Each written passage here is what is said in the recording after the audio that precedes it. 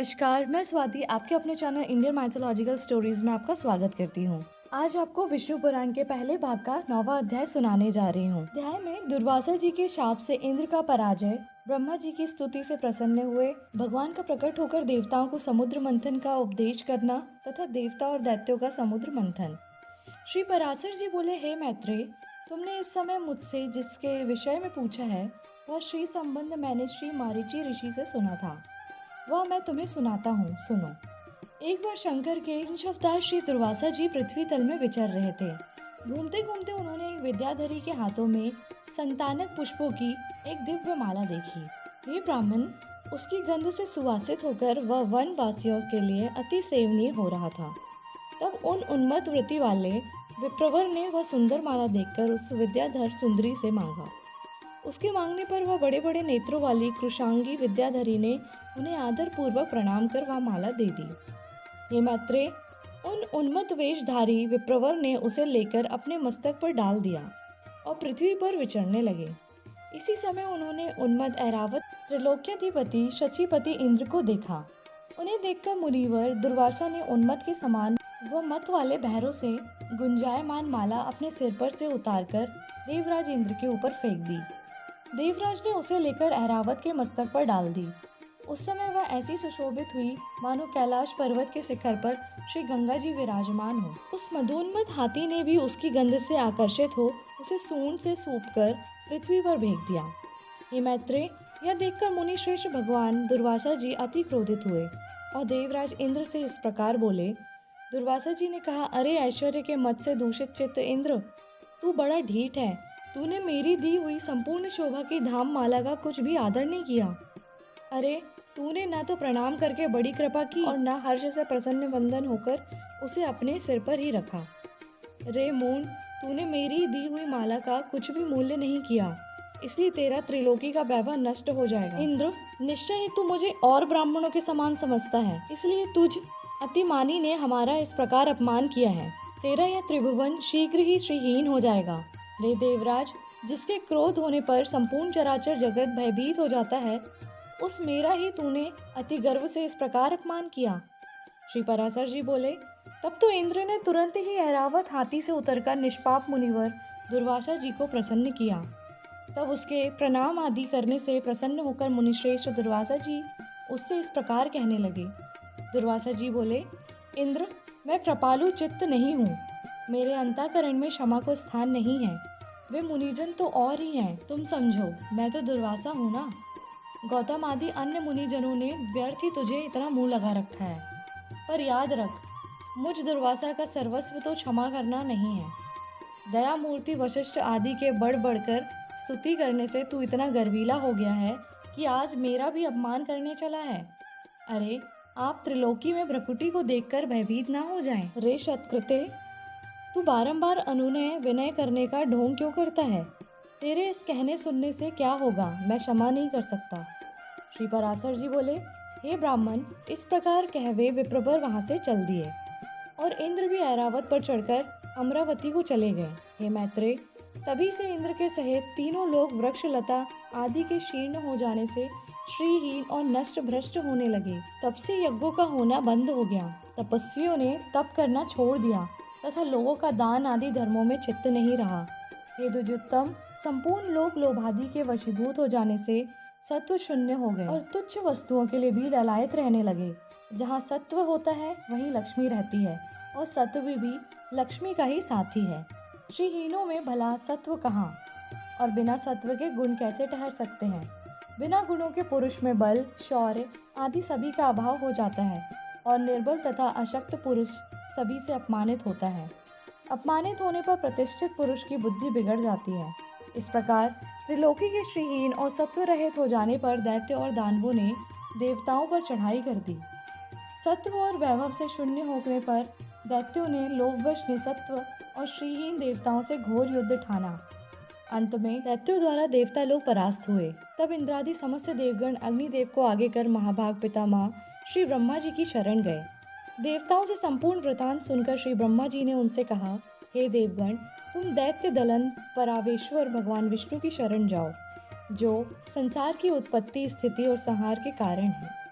किंतु कारण भी नहीं है, जो चराचर के ईश्वर, प्रजापतियों के स्वामी, सर्वव्यापक, अनंत और अजय हैं, तथा जो अजन्मा किंतु कार्य रूप में परिणत हुए प्रधान और पुरुष के कारण हैं, एवं शरणागत वत्सल हैं, वे अवश्य तुम्हारा मंगल करेंगे। श्री पराशर जी बोले, हे मैत्रेय, संपूर्ण देवगणों से इस प्रकार कह लोक पितामह श्री ब्रह्मा जी भी उनके साथ क्षीर सागर के उत्तरी तट पर गए।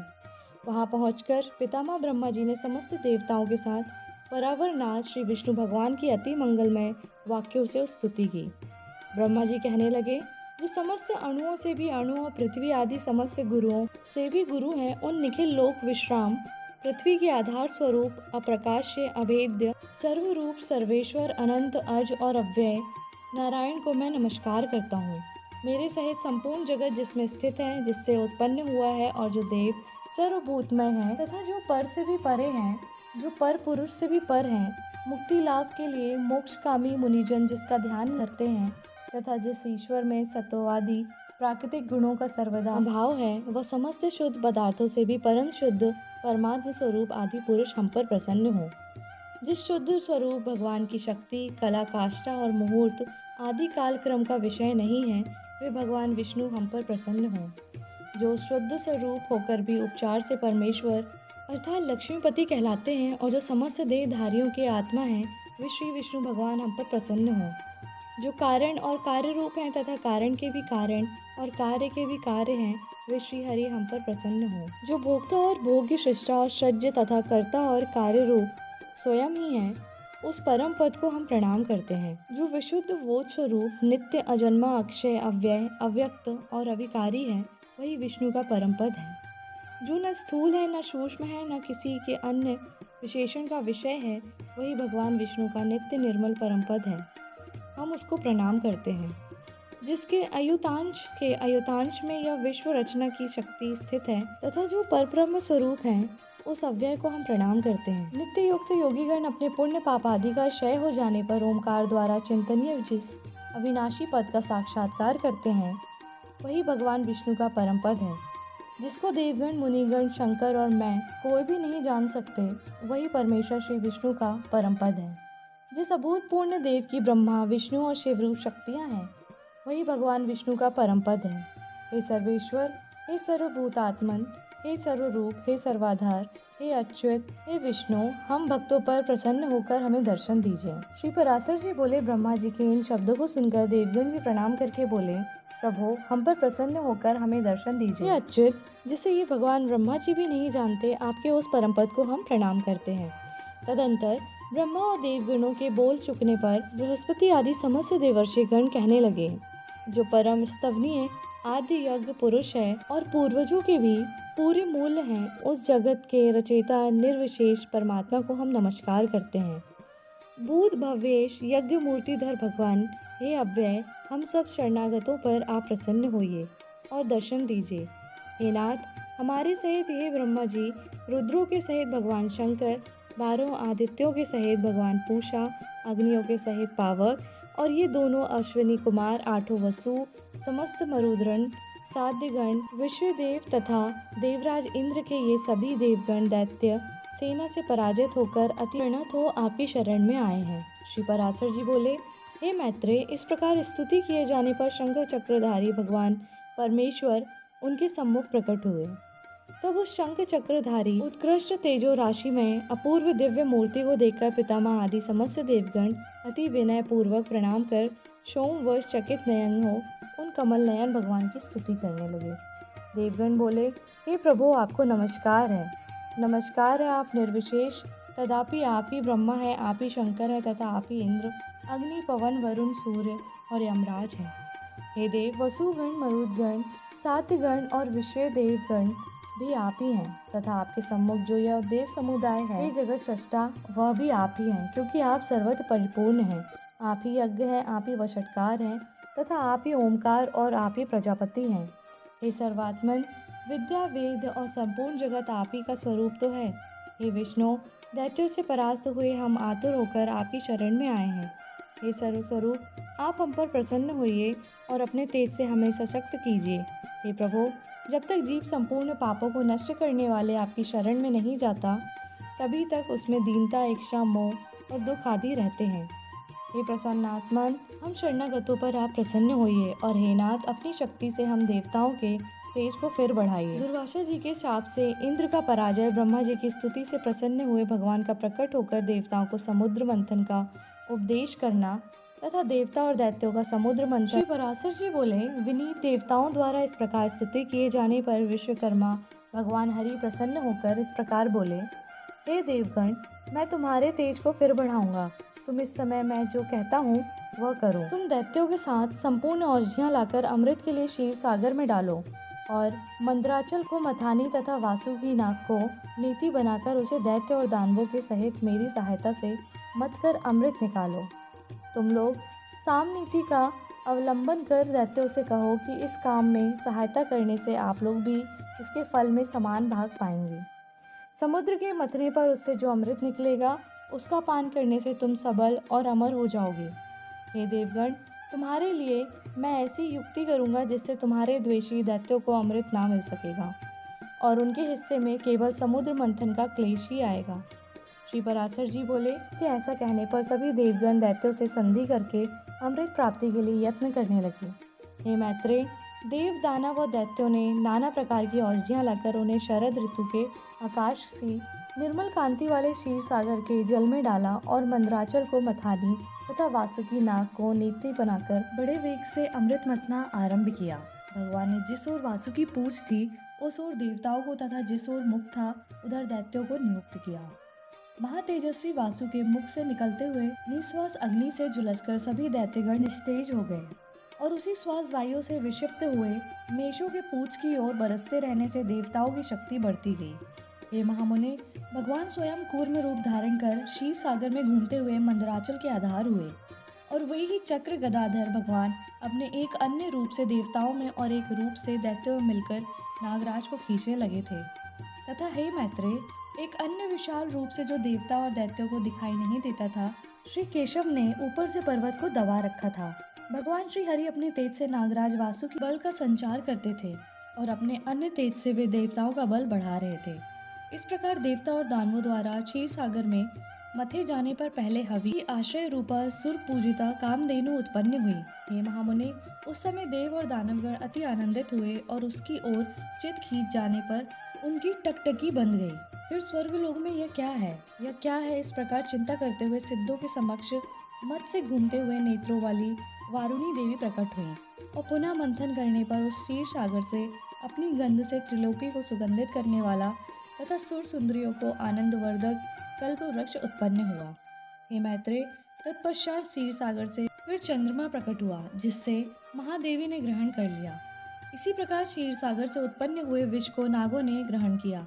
फिर श्वेत वस्त्रधारी साक्षात भगवान धन्वंतरी जी अमृत से भरा कमंडलू लिए प्रकट हुए। हे मैत्रेय, उस समय मुनिगण के सहित समस्त दैत्य और दानवगण स्वस्थ चित होकर अति प्रसन्न हुए। उसके पश्चात विकसित कमल पर विराजमान रूप और उदारता आदि गुणों से युक्त अति अद्भुत अप्सराएं प्रकट हुईं। स्फुट कांतिमयी श्री लक्ष्मी देवी हाथों में कमल पुष्प धारण किए क्षीर सागर से प्रकट हुई। उस समय महर्षिगण अति प्रसन्नता पूर्वक श्री सूक्त द्वारा उनकी स्तुति करने लगे तथा विश्व वसु आदि गंधर्वगण उनके सम्मुख गान और घृताची आदि अप्सराएं नृत्य करने लगी। उन्हें अपने जल से स्नान कराने के लिए गंगा आदि नदियां स्वयं उपस्थित हुई और दिग्गजों ने स्वर्ण कलशों से भरे हुए उनके निर्मल जल से क्षीर सागर ने मूर्तिमान होकर उन्हें विकसित कमल पुष्पों की माला दी तथा विश्वकर्मा ने उनके अंग प्रत्यंग में विविध आभूषण पहनाए। इस प्रकार दिव्य माला और वस्त्र धारण कर दिव्य जल से स्नान कर दिव्य आभूषणों से विभूषित हो श्री लक्ष्मी संपूर्ण देवताओं के देखते देखते श्री भगवान विष्णु के वक्ष स्थल में विराजमान हुई। हे मैत्रेय, श्री हरि के वक्ष स्थल में विराजमान श्री लक्ष्मी जी का दर्शन कर देवताओं को अकस्मात अत्यंत प्रसन्नता प्राप्त हुई और हे महाभाग, लक्ष्मी जी से परित्यक्त होने के कारण भगवान विष्णु के विरोधी विप्रचिति आदि दैत्यगण परम उद्विग्न। तब उन महाबलवान दैत्यों ने श्री धन्वंतरी जी के हाथ से वह कमंडलू छीन लिया जिसमें अति उत्तम अमृत भरा हुआ था। अतः स्त्री रूपधारी भगवान विष्णु ने अपनी माया से दानवों को मोहित कर उनसे वह कमंडलू लेकर देवताओं को दे दिया। तब इंद्र आदि देवगण उस अमृत को पी गए। इससे दैत्य लोग अति तीखे खंड आदि शास्त्रों से सुसज्जित हो उनके ऊपर टूट पड़े किंतु अमृत पान के कारण बलवान हुए देवताओं द्वारा मारी काटी जाकर दैत्यों की संपूर्ण सेना दिशा विदिशाओं में भाग गई और कुछ पाताल लोक में चली गई। फिर देवगण प्रसन्नता पूर्वक शंख चक्र गदा धारी भगवान को प्रणाम कर पहले ही के समान स्वर्ग का शासन करने लगे। हे मुनि श्रेष्ठ, उस समय से प्रखर तेजो युक्त भगवान सूर्य अपने मार्ग से तथा अन्य तारागण भी अपने अपने मार्ग से चलने लगे। सुंदर दीप्तिशाली भगवान अग्निदेव अत्यंत प्रज्वलित हो उठे और उसी समय से समस्त प्राणियों की धर्म में प्रवृत्ति हो गई। हे द्विजोत्तम, त्रिलोकी श्री संपन्न हो गई और देवताओं में श्रेष्ठ इंद्र भी पुनः श्रीमान हो गए। तदंतर इंद्र ने स्वर्गलोक में जाकर फिर से देवराज्य पर अधिकार पाया और राज सिंहासन पर आरूढ़ हुए पद्म हस्ता श्री लक्ष्मी की इस प्रकार स्तुति की। इंद्र बोले, संपूर्ण लोकों की जननी विकसित कमल के सदृश नेत्रों वाली भगवान विष्णु के वक्ष स्थल में विराजमान कमल उद्भवा श्री लक्ष्मी को मैं नमस्कार करता हूँ। कमल ही जिनका निवास स्थान है, कमल ही जिनके कर कमलों में सुशोभित है तथा कमल दल के समान ही जिनके नेत्र हैं, उन कमल मुखी कमलनाथ प्रिया श्री कमला देवी को मैं वंदना करता हूँ। हे देवी, तुम सिद्धि हो, स्वधा हो, स्वाहा हो, सुधा हो और त्रिलोकी को पवित्र करने वाली हो तथा तुम ही संध्या, रात्रि, प्रभा, विभूति, मेधा, श्रद्धा और सरस्वती हो। हे शोभने, यज्ञ विद्या, महाविद्या और गुहा विद्या तुम ही हो तथा हे देवी, तुम ही मुक्ति फलदायिनी आत्मविद्या हो। हे देवी, अन्वीक्षिकी, वेत्रयी, वात्रा और दंड नीति भी तुम ही हो। तुम्ही ने अपने शांत और उग्र रूपों से यह समस्त संसार व्याप्त किया है। हे देवी, तुम्हारे बिना ऐसी कौन स्त्री है जो देव देव भगवान गदाधर के योगी जन चिंतित सर्व यज्ञ में शरीर का आश्रय पा सके। हे देवी, तुम्हारे छोड़ देने पर संपूर्ण त्रिलोकी नष्ट प्राय हो गई थी, अब तुम्ही ने उसे पुनः जीवन दान दिया है। ये महाभागे, स्त्री, पुत्र, ग्रह, धन, धान्य तथा सुहृद से सब सदा आप ही की दृष्टिपात से मनुष्यों को मिलती है। हे देवी, तुम्हारी कृपा दृष्टि के पात्र पुरुषों के लिए शारीरिक आरोग्य, ऐश्वर्य, शत्रु पक्ष का नाश और सुख आदि कुछ भी दुर्लभ नहीं है। तुम संपूर्ण लोकों की माता हो और देव देव भगवान हरि पिता है ना। हे मात, तुमसे और श्री विष्णु भगवान से यह सब चराचर जगत व्याप्त है। हे सर्व पावनी मातेश्वरी, हमारे कोष, गोष्ठ, ग्रह, भोग सामग्री, शरीर और स्त्री आदि को आप कभी न त्यागें, अर्थात इनमें भरपूर रहें। अग्नि, विष्णु, वक्ष स्थल निवासिनी, हमारे पुत्र, सुहृद, पशु और भूषण आदि को आप कभी न छोड़ें। हे अम्ले, जिन मनुष्यों को तुम छोड़ देते हो, उन्हें सत्व, सत्य, शौच और शील आदि गुण भी शीघ्र ही त्याग देते हैं और तुम्हारी कृपा दृष्टि होने पर तो गुणहीन पुरुष भी शीघ्र ही शील आदि संपूर्ण गुण और कुलीनता तथा ऐश्वर्य आदि से संपन्न हो जाते हैं।